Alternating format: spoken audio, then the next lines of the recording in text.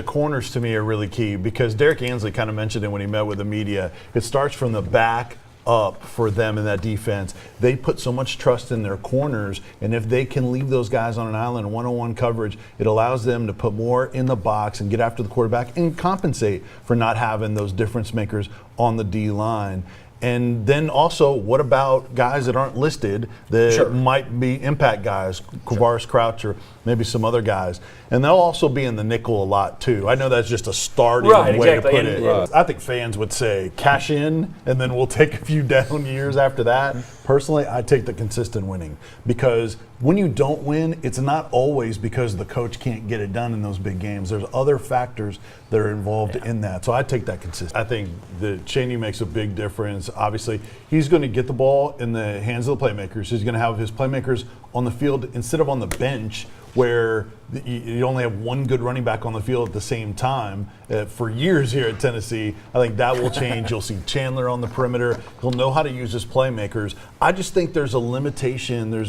You have a ceiling on how much better it can get, even with Chaney there, because of the offensive line. Yeah, and Josh, that's what comment on the offensive line. Your take there. That's what it comes back to. It looks like, hey, let's schedule to be bowl eligible. I mean, that's the way it looks. And I know that's not a new pattern of the way they're scheduling, but that's the way it looks. And I'm guessing a lot of Tennessee fans would feel like, hey, we're above that. That's for the Mississippi States and the Kentuckys of the world and Vanderbilts to do, not Tennessee. But I also think part of it is the home gate, too.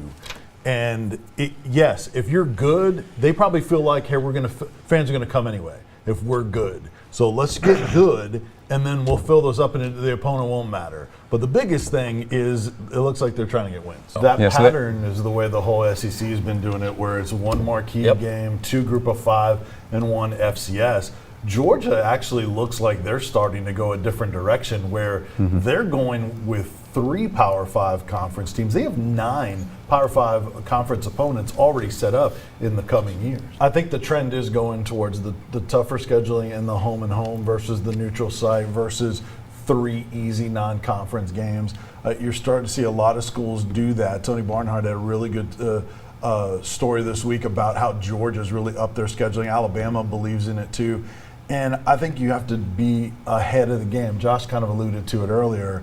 Don't wait till you get good and say, all right, now we'll start scheduling in 8 years.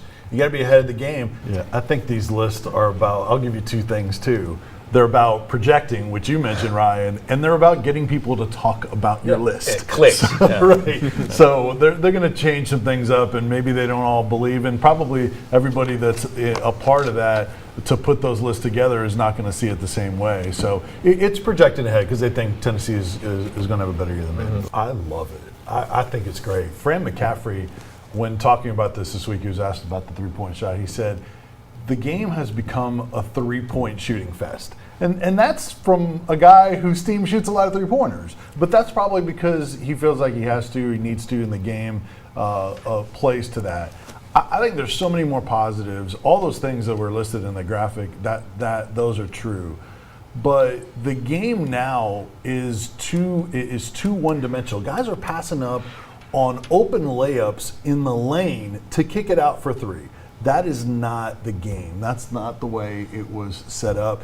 And you could still have those different styles, John, if you have the 3-point line, move back, more spacing, and actually it will enhance post play and give guys like Grant Williams and really talented mobile post players, I think will give them more space to be able to do what they need to do too. I agree. I'm with Vince. Move it back. And Josh's point about the NBA is absolutely right because these guys are going to look at the way the NBA still, like the Houston Rockets, who more than 50% of their shots are from 3-point range. So if they continue to do it, then college guys and even younger kids are going to continue to work on that. And then the analytics too point you towards the 3-point shot. Yeah.